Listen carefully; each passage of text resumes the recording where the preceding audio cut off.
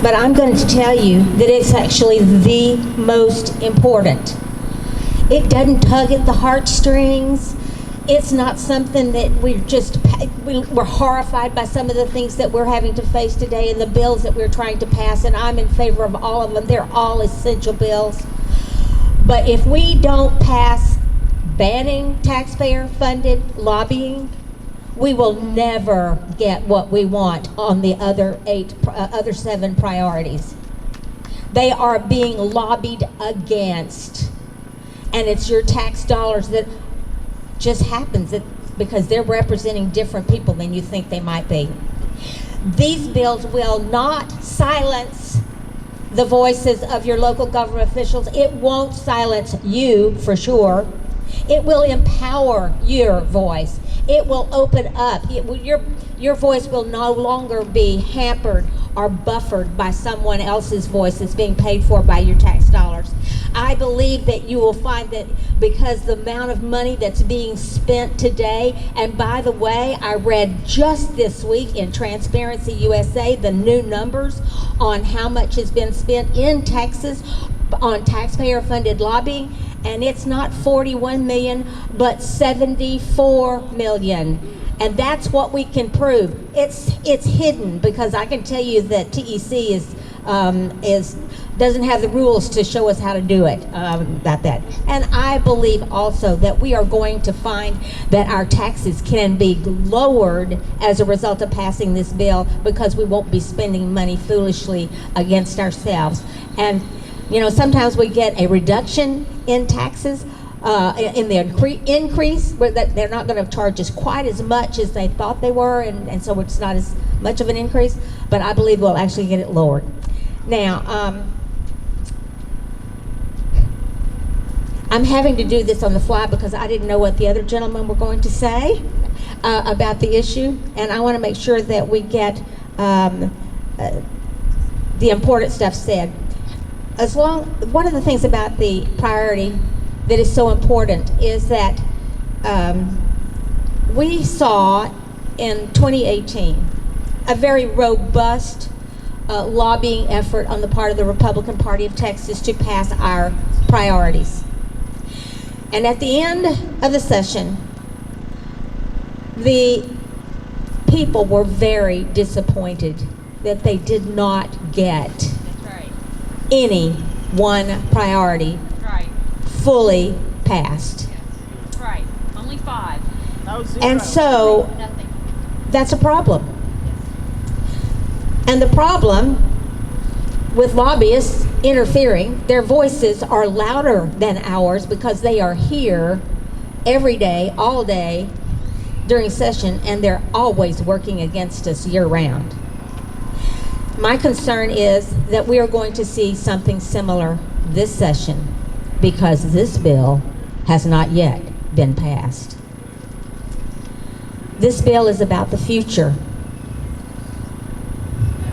We want a different legislative process where your voice is heard louder than anything else, where your local government officials can share their views on these things and their voices are heard loud and clear without the lobbyist influence.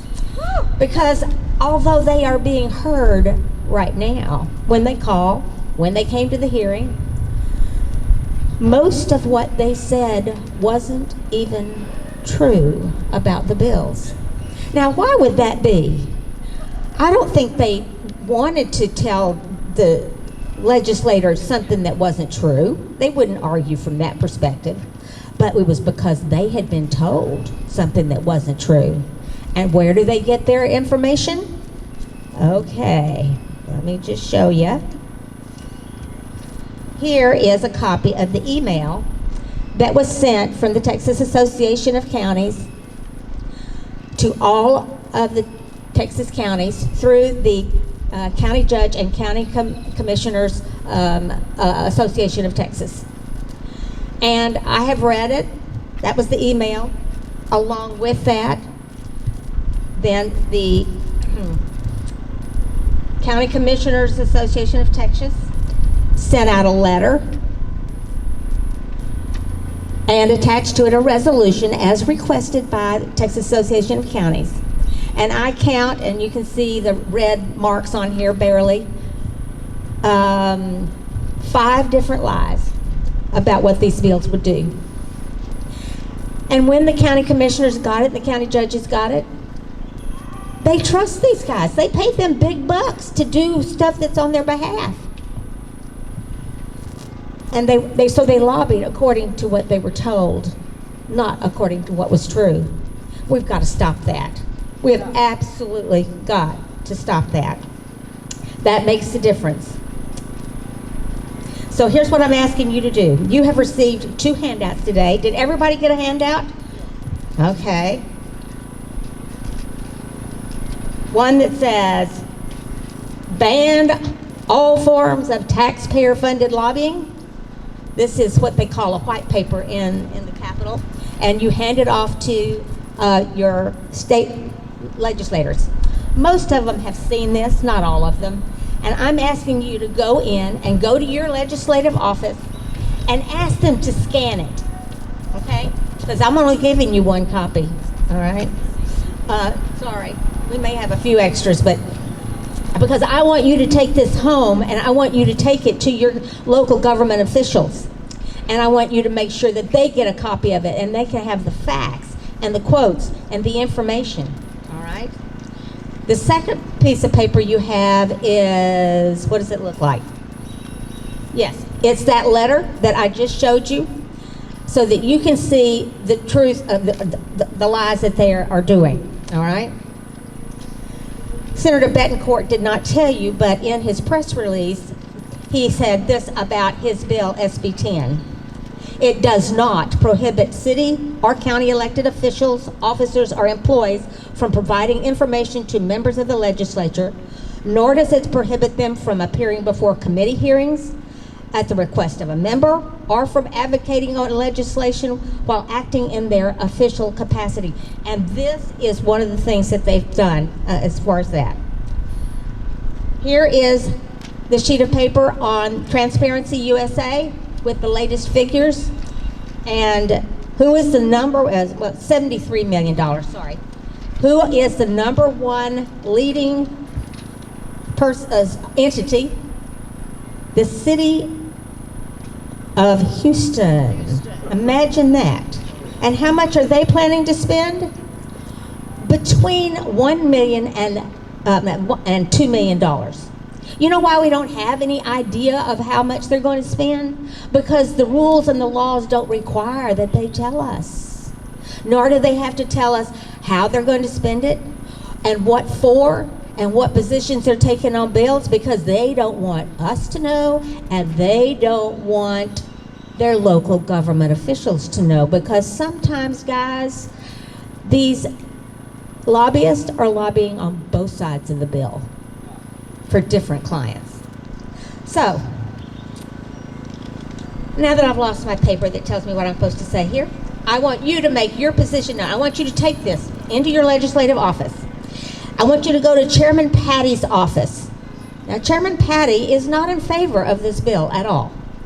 And I think that his county, probably, his local elected officials have read all this stuff, and he's just cooperating with them. So we're going to do an initiative next week that's going to target his constituents, the Republicans in his district, along with a couple of others that are on that committee, so that they will know that what is happening and get their constituents to call in to them, so that it's not, so that the truth is being told. I want you to go to the Calendars Committee Chair, Dustin Burrows, because we fully expect this bill to pass out of State Affairs, because we have the votes. Right now, we just need Chairman Patty to schedule it for a vote. And ask him to put it to a vote quickly to get it to the floor. Guys, we're at the end of session. Not much more happens in the next few weeks. I know what you think. Oh, we've got 5 weeks. No, we don't have 5 weeks. There are deadlines coming up. When you walk into any office, make your position known. Tell them your name, where you're from. Just very quickly, I want you to pass HB 749, banning taxpayer-funded lobbying. You don't have to have all this stuff. Ask them to copy the piece of paper so they'll have something to put in their archives. Make your request clear. I want you to pass the bill. Be professional, be courteous, smile a lot, and be friendly. If they've got on a name tag, call them by name. You know, they're just an intern. They're just a legislative aide. They're not making the decisions. So have fun, and I want all of you, how many of you, this is your first time to the Capitol, are a little bit concerned about going in and saying anything, okay? All right. We're going to take you with us, right? And who would be willing to take 2 or 3 people? I've got Tom Nobis, Deborah Kite, and John Barry. Okay, would y'all come up here? Paul Yamarick, are you willing to do it too? Okay, all right. Okay, I want you to come find a person here and say, I want to go with you, and I want to watch what you do. And you will find that in 30 minutes you can say, oh, I can do that.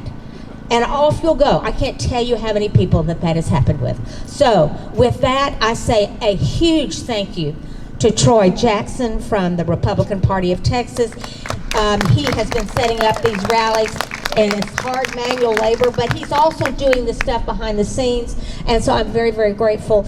He challenged me to come up here and be the MC. First time I've ever done this, so thank you for the opportunity to step into a new role. And if you have questions for me, I'm going to be here. Come find somebody to take you around. And have I missed anything?